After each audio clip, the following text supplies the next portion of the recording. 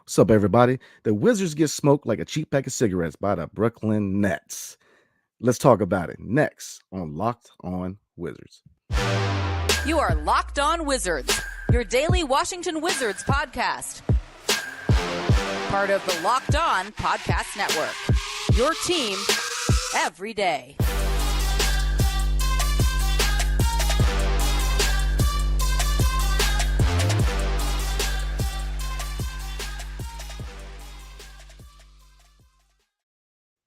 What's good, everybody? It's your boy Brandon Scott again with my guy, the real Ed Oliver. Thank you for making Locked On Wizards your first listen every day. We are free and available wherever you get podcasts. And today's sponsor is Prize Picks. I used it tonight, and yeah, that's a whole nother conversation. So, the Wizards lose by 42, 128 to 86 at home to the Brooklyn Nets. Now, it's pretty obvious defense is the issue. So, with this showing, can we press the panic button on the defense right now?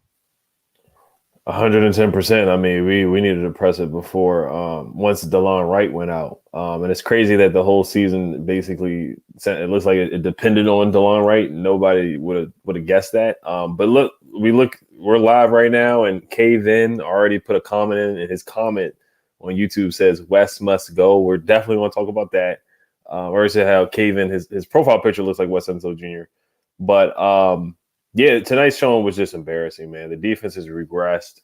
It's definitely gotten worse. Honestly, Wes Unseld Jr. His defense really hasn't been much better than Scott Brooks' defense, to be honest, at all. Doubling Kevin Durant, we don't know how to double team. We don't know how to close out on 3-point shooters. We don't know how to rotate. Nicholas Claxton, it looked like Shaquille O'Neal tonight, had a couple easy dunks. Watanabe had a couple easy dunks. Kevin Durant almost had a triple-double. They don't get back on defense. They don't communicate well. They don't play well in transition defense. Any scheme that Wes tries to throw out there, it just doesn't work. They don't double well. They don't rotate well. They tried to play zone. That wasn't smart, leaving Joe Harris wide open for threes. We're one of the worst three-point defensive teams in the league. I mean, the Nets shot 50% from the field. Looking at the numbers here, just looking at the team stats, it was embarrassing. The Wizards were down by 42 at one point. No Kyrie, no Ben Simmons, no Seth Curry. They just fired their coach. They have all this turmoil going on around Kyrie Irving. There's reports that you hired Ime Udoka, who was in a scandal as well. So they have all this craziness going around them, and they come to DC and win by 42. That's just pride. It's pride. It's coaching. There's guys laughing on the sidelines. Bradley Beal was laughing towards the end of the game. DeLon Wright and Kyle Kuzma laughing towards the end of the game. It's just ridiculous. This might be more embarrassing than the Clippers loss last year. The whole organization right now is just, there's no direction. You brought that up many times before, and I'm going on a tangent here, but there's no direction. There's no sense of urgency. Bradley Beal, who is your max player, hasn't played up to the contract. He was not the deciding factor tonight at all. And it's not all his fault, but you look at the numbers too. The Nets 14 for 28 from the 3-point line, 50% from three, 55% field goal percentage. They scored 60 points in the paint. 60 points in the paint. The defense has regressed and it has gotten worse under Wes Unseld Jr., who was supposed to be a defensive-minded coach. It's been nothing but worse. The rotations, I haven't seen much development from the guys either. There's just nothing positive to say. They out-rebounded us 48-39. The Nets had 32 assists. The end of the half was awful too. We actually cut it to 2, and they went on a 11-0 run where Kevin Durant hit a 3. Cam Thomas came down and hit shots. David Duke Jr. Some of their bench guys really stepped up and played better than our starters tonight. And the Wizards got exposed tonight. And Wes Unseld Jr. I tweeted that his job should be evaluated at the end of the season. I don't want to jump the gun or anything like that. But right now, the players just aren't responding to him much right now. I know they won against the Sixers. That was without Embiid, but we've just seen too much in the past span. They're 1-4 in the past week. And we saw this last year too. Dysfunction, terrible defense, no rotations, no communication. This is West's second year, and I know it's only been 8 or 9 games, but I'm not seeing any improvement at all. I'm just not seeing any improvement from this team. It's not all West's fault. It's roster construction too, from the top down. The way this roster has been built. Monte Morris was pretty darn bad tonight too. We'll talk about him later too. But man, I could go on a tangent how bad this game was. It was embarrassing. It really was. Preach. Hey, you hit the nail on the head on all accounts. Where do we start? Oh man. First, defense is terrible. It has been terrible. It's going to be terrible. It's just terrible defense. Every aspect of defense is terrible. Their transition defense is terrible. No communication on defense. Their teams are able to shoot the 3-point shot with ease. It's just no communication. Nobody knows their assignments. It's comical because Wes Unseld is the name of the game for him is defense. And we are, other than Brooklyn, this is probably the worst defensive team in the NBA. They are. They're bad. It's terrible. The bench didn't show up. The highest scoring guy on the bench was Denny with 4 points. 3 points from Barton. Got to do better. Rui, wow, 2 points. Gaff, 4 points. And Gaff, he got shook out of shoes and he had to later think about it for a minute. I almost forgot about that play. Oh, man. And I love Gaff. Man, hey, it happens, man. But wow. It does. But, defense is terrible. The defense is atrocious, man. The 3-point shooting is terrible. They shot, 23%? Like you said, this is just what this team is. It's not a good 3-point shooting team. And defensively, we're just not good. Bill,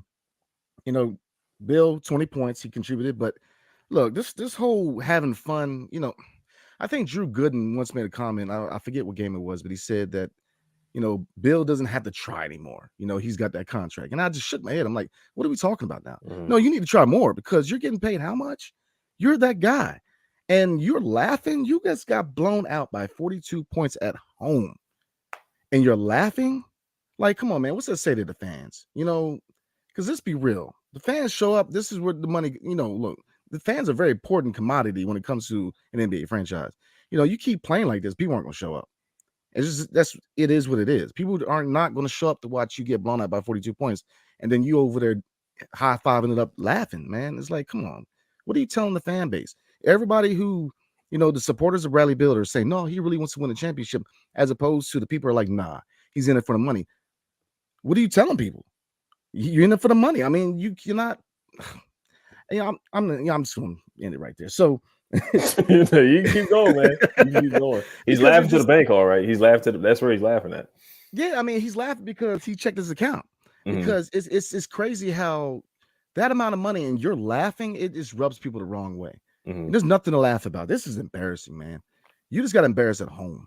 You got embarrassed by KD, who's from PG County. Mm-hmm. He came in here and did whatever he wanted.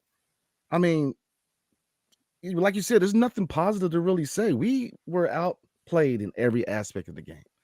There's not one positive thing you can really say. More takeaways. Being cute. Denny trying to go behind the back. Man, look, stop all that, man. Give him a, what are we doing? We just trying to look cute. We can be looking cute at draft night because that's where we're headed. Yep. And that's just, it is what it is. This team is not even a playing team right now. Who are they going to stop? Upon any team in the league right now, who can the Wizards stop?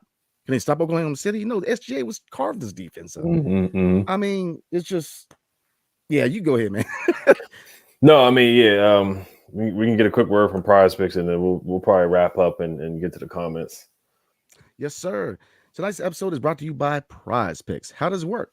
Pick 2 to 5 players, and if they go score more or less than their Prize Picks projection, you can win up to 10 times your money on any entry. No competing against other people. It's just you versus the projections available. I used it tonight with the Wiz, and I had a tear running down my cheek.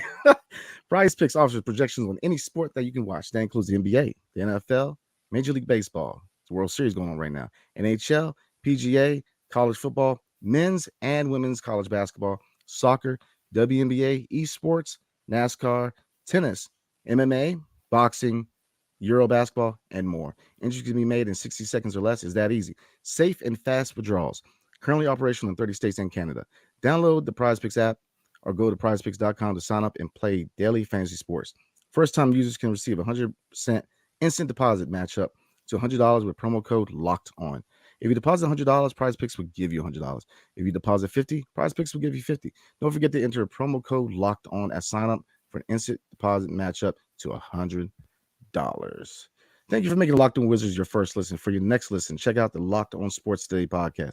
The biggest stories of the day, plus instant reactions, big game recaps, and a take of the day. Available on Odyssey app, YouTube, or wherever you get podcasts. So, looking at more takeaways, we just mentioned Denny trying to go behind the back, led to a turnover. You mentioned double teaming KD. That was an issue. We we that was one of the takeaways, or not takeaways, but keys of victory from the night before, which is don't double team. And they did exactly what we didn't want them to do, and it that really proved to be the deciding factor for Brooklyn. Because if you look at it, every possession that we double team KD, it opened up shooters for them, and they were hitting the 3-point shot with ease. Cam Thomas. You name anybody on the roster, they were shooting the 3-point shot with ease, and it was just, I don't even know what to say, man. It's like every time that happened, the transition defense just took forever for everybody to figure out who they're going to guard.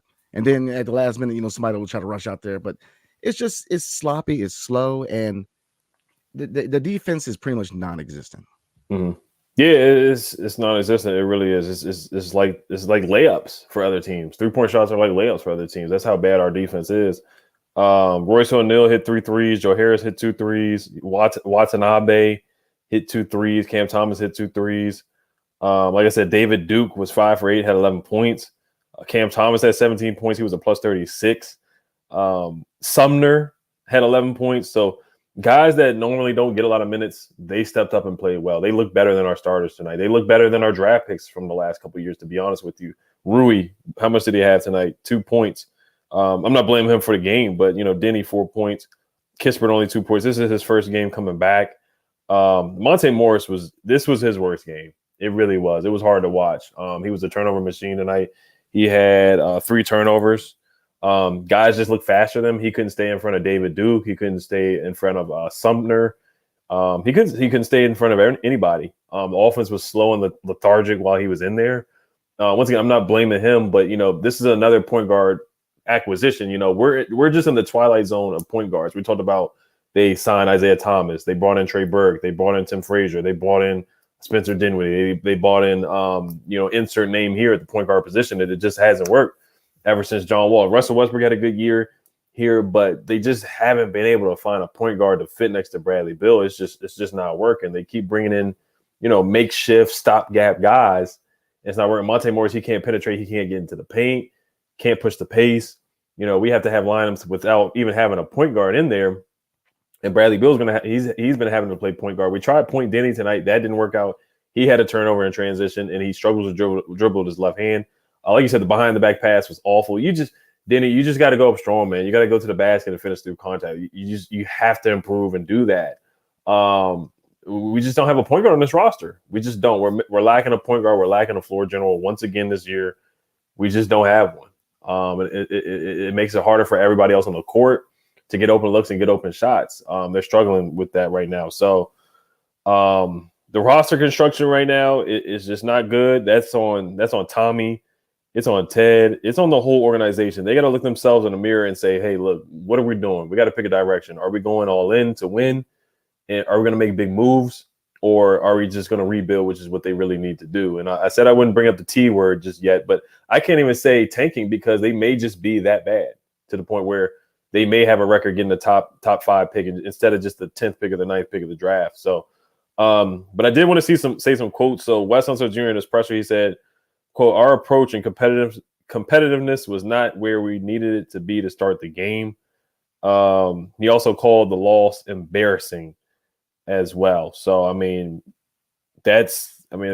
basically saying everything that we said. But Wes, he's been underwhelming to say the least. He also said, across the board, we all got our butts kicked tonight. That's the bottom line. He ain't lying. Mm-hmm. They got smacked up. They lost by 42 points to a team that didn't have Kyrie Irving, didn't have Ben Simmons, didn't have Seth Curry. They could have rolled out the guy that handles the bags, and he could have went out there and smoked them. Mm-hmm. It was terrible. It's just this defense is non-existent. It's just they can't defend anybody. Mm-hmm. It's just a parked car. They can't guard a parked car. They couldn't. They fall out like Gaff did.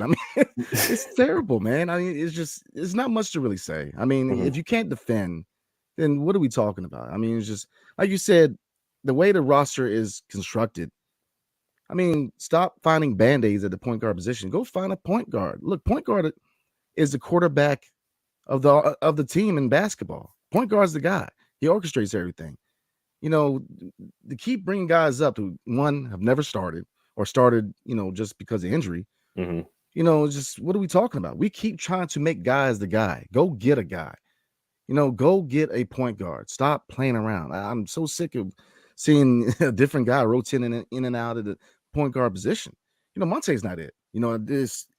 He's clearly not it. He is terrified to drive the lane. I don't know why, because they gave him plenty of opportunities to drive. They're pretty much just saying, "Here, go," and he's playing timid.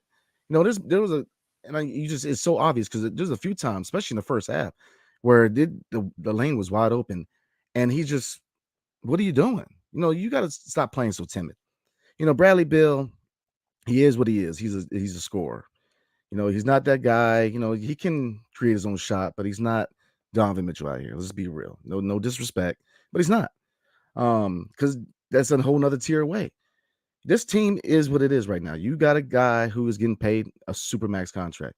So it's hard to rebuild. It's hard to press that reset button because you've invested into this team being a playoff team. It's hard to see the investment, but they did. It's just there's no clear direction where this franchise wants to go. It's limbo. Just wait around and hope that everything get better. But if everything goes bad, it's like, there's always a draft. Nah, I mean, come on, man. Why are we keep wasting seasons? No, let's really build a team here. Let's really try to do something instead of just trying to make playoff money. And because look, the fans deserve better. This is the 25th anniversary. I think it's the 18th against the Heat. We're gonna see Gil back, the big three. That was a good team, but that was a team that could have been better. They never actually really built around Gilbert Arenas. Same thing with John Wall. They never really built around him. They found spare parts, which Markieff Morris. No disrespect, I call him a spare part. He played tonight, but stop. Find a point guard, please. Find a point guard. I'm just going to stop. Yeah, they gotta do what they can at all costs to go all in. They gotta make a swing. It's either that or just start over. So, but we're gonna get the comments here and then wrap it up so everybody can enjoy their Friday night. I appreciate you guys for tuning in. I know we all had to sit through that. That was rough. To spend a Friday night doing that. K-Vin says West must go. If there's any comment that stands out to you, you can definitely click on it too, Brandon. Yes, sir. Stewart also said 11-0 run to end the first half and the game was over. Yeah, I saw that. I was actually behind because I was out. I got in the house and I was behind. I was catching up and they were up by 2. And then my phone got the notification, the Bleacher Report notification that it was halftime. And it was 69 to 57. So when I was watching, it was 57 to 59. And then next thing you know, they go on an 11-0 run. I was like, how did that even happen? And I just watched the game, and the Wizards just came down over bricking, taking bad shots. Next thing you know, KD hits a 3. He gets to the line. And it was just over from there. Matt says, RIP Gaff. Yeah, I love Gaff, man. That is unfortunate. KD hit him with a cross, brought it back, and then crossed him again. Like Brandon said, that's the PG County in him. Something's in the water. That's just how they play the game. That's just how they play the game. So Gaff unfortunately slid and was face first on the court. So yeah, he went flying, man. yeah. We had Kuz on Shaqtin' a Fool with a missed dunk, and Gafford, unfortunately, he might be on Shaqtin' a Fool with that one. Yo, he's definitely gonna be on there. Let's see. Omer Ozale. Sorry if I butchered your name, bro. Defense. Everything is an issue. We do not do one thing well. Well spoken. It's just defense. It's atrocious. Terrible. I mean, they're terrible. Probably the worst in the NBA. It's just they're not defending anything. Just like E said, they can't defend a parked car. I mean, I don't know. Right. Biz Decorating says need to fire the coach. He doesn't have a clue about coaching, how to keep a lead. Yeah, he doesn't. Our largest lead was 6. I mean, there's games where we have lost a lead, like the Clippers game from last year, and then even the Pacers game at the beginning of the year, we almost choked that one away too. But yeah, Wes, the defense is bad. He doubles when we know we're not good at doubling. You saw what James Harden did to us. KD almost had a triple double. He had He would have had a triple double if he didn't sit. I think he didn't even play the whole fourth quarter. He might have sat the whole fourth quarter, to be honest with you. I'm trying to look at his numbers, but I know he had 28. He had 28, 11 assists and 9 boards, 10 for 21, 2 for 6 from the 3. He was a plus 35. Yeah, he easily could have had a triple double. Yeah, West, his schemes are just not working. Whatever he's teaching the guys rotations. And he keeps doing the same thing. Like, we're not good at doubling. And I said that last night. I was like, please don't double Kevin Durant, because he's going to find open shooters and we're going to get lit up. Which is exactly what happened. Red Wings 0-1 said, we can't shoot the 3, we can't guard the 3, and teams are averaging like 51% from the 3 against us. Yeah, we're one of the worst teams that defended the 3-pointer. The Pacers went crazy, the Sixers went crazy. A lot of teams have shot really well from 3 from the Wizards, and we're just not a good 3-point shooting team. Mo Will family says they don't like to play defense because they don't respect the coach. Red Wings said KD just ended Gavin's career. That's going to ESPN for the next week. Will Barton had a rough game tonight too. I thought he was in the lineup when they came back, but he didn't have one of his typical six man of the year type games where he comes in and scores. He was 1 for 8 from the field, 3 points. Yeah. 1 for 4 from the 3-point line. So he had a rough game. I thought Kuzma had a nice start to the game. He had a couple threes, 19 points, 5 boards. Gil had 8 points. But he's just not a starter in this league. Porzingis 14 and 10. There was one time where he went into the basket. I thought he should have dunked it, but he had a nice. They started off well. Johnny Davis did score tonight. He had 2 points, 2 for 2 from the free throw line, 2 rebounds. He did get plucked one time though, dribbling the ball. Van Gogh says the best part of this loss is that Ted Leonsis had a front row seat to this mess. Yeah. Right. Go ahead. Yeah, what were you gonna say? Yeah, mess is probably the most positive word you can say. Let's see. Red Wings 0-1. Now I see why Monte Morris doesn't turn the ball over, because he doesn't do jack. You can pretty much profanity. He was supposed to be a good shooter. Where's the shooting? I mean, look, you're on point.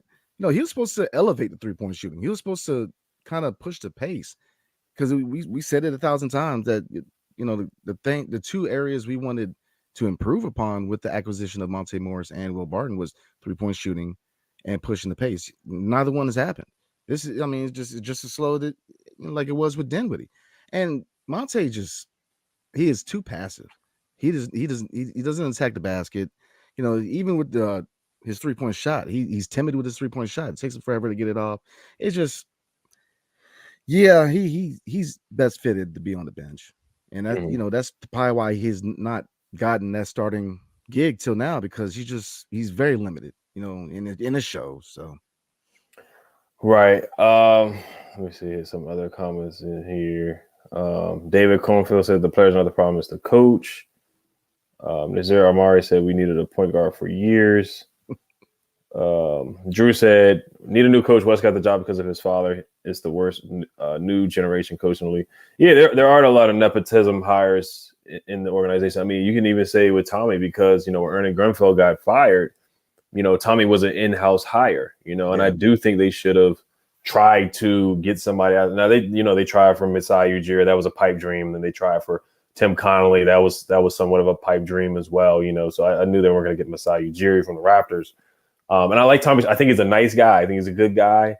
I love his story, but he's basically no different than Ernie. I mean, he's made better trades, but his drafting hasn't been great. You're still spinning your wheels in this mediocrity. You're still, never ever tanking under Ted. A lot of it falls on Ted because he doesn't want to tank and rebuild. So Tommy's hands are tied a little bit too. But honestly, it's really been no different. Wes Unseld Jr. hasn't been much better than Scott Brooks. Tommy hasn't been better than Ernie really much, to be honest with you. And that's the unfortunate part. We were all happy that Ernie was they moved on from Ernie, but it really hasn't been much better at all. It just hasn't been better from a roster construction and drafting construction at all. It just hasn't. Yeah, absolutely. I mean, looking at Tommy's moves, he'll deal with a problem, then he'll dig another hole. Mm-hmm. Like, you got rid of John Wall's contract, okay? You got rid of Russ. So the first thing you do is you hop right back into a Supermax. I mean, how many times you had to strike out till it's like maybe I need to, it's just I don't get it. It's just Tommy's he is part of the issue. Wes, a big reason they hired him was his dad, which I get it, the lineage, the history with the organization, but you know, he Ted Leonsis has to put a better product together. Put the best people in the best positions. That the documentary, The Last Dance, where he was talking about Jerry Krause and Michael Jordan, butting heads about when Jerry Krause made a comment that organizations win championships, but Michael Jordan saying the players are the most important part, which I agree with. The players are the most important part, but organizations do win championships. General manager is an important position. A lot of look at Brooklyn. Look at it. So many. The Raptors general manager. There's so many names out there. They make a difference. Like you said, hiring in house. Come on, man. What are we doing? Go get people that can do the job. Stop with the fairy tale stuff, man. Really bring some competency into this organization, because you see it with the Capitals. What is it with the Wizards? You got to put some time and effort into your product. And now he's trying to turn around and buy the Nationals. A lot of people don't want that because the Nationals in the middle of a rebuild. Ted Leonsis cannot rebuild. He's shown he cannot rebuild. Tommy, Ernie couldn't rebuild to save his life. And Tommy is just changing Band-Aids out. I already mentioned it. Just going into a Supermax knowing that you just got out of one. It doesn't make any sense, man. Right. Cave-In says, remember Bill wanted Sam Cassell, not Wes Unseld Jr. I think they kind of went about it wrong too, just getting a first-year head coach. I think they should have gotten an experienced head coach. But you could say they took a long time to find Wes Unseld Jr. too, or the process. They took a long time, and they let other coaches, get hired, and then they hired Wes really late in the process. They took a long time. I don't know how. I know Bill probably would have liked to have Sam Cassell because of the relationship. If you're really building around a guy like Bill, you should have made him more comfortable and try to get a coach like Sam Cassell. I think he would have been good for the job. Just policing the locker room and having that personality, getting the best out of the guys. I like Wes as a person, but I think his personality, I just don't see him galvanizing a team and leading a team and getting guys ready to go. I think X's and O's. I think numbers and analytics. And not even that, we don't shoot a lot of threes, so he really doesn't coach the analytics either. But I do think Sam Cassell would have been personality-wise a better fit for what the guys need. They need a fire lit under them. They really do, and they are just not responding to Wes Unseld Jr. right now. And I think honestly, they should have went with an experienced head coach if you really think about it. But you see other first head coaches doing better than Wes. Willie Green with the Pelicans, Ime Udoka, who's he may be coaching with the Nets. But other first-year head coaches have done better. Chauncey Billups is in his second year. You look at the Blazers; they're doing better. And talking about rebuilds, you look at other teams that have rebuilt before the Wizards. The Atlanta Hawks, they had that team with Kyle Korver, Al Horford, Jeff Teague. They went to the Eastern Conference Finals, and they just blew it up. And they went to the Eastern Conference Finals again. Look at Cleveland; they rebuilt after LeBron left, and they have leapfrogged the Wizards. A lot of teams have just rebuilt and started their rebuild. The Raptors. They traded DeMar and got rid of Kyle Lowry. They rebuilt, and they have a better roster than the Wizards. So a lot of teams have hit that reset button and rebuilt, and they leapfrogged the Wizards roster. There's numerous teams that have done that, and the Jazz look better than the Wizards. They're rebuilding. The Spurs are rebuilding. They look like a better team than the Wizards. So there's just so many teams that have hit that. They've just realized they're reading the room and realize where their team actually is, rather than trying to force the play-in or playoffs and get those extra 2 home games so you can make a profit off the team. So it just starts from the top to bottom.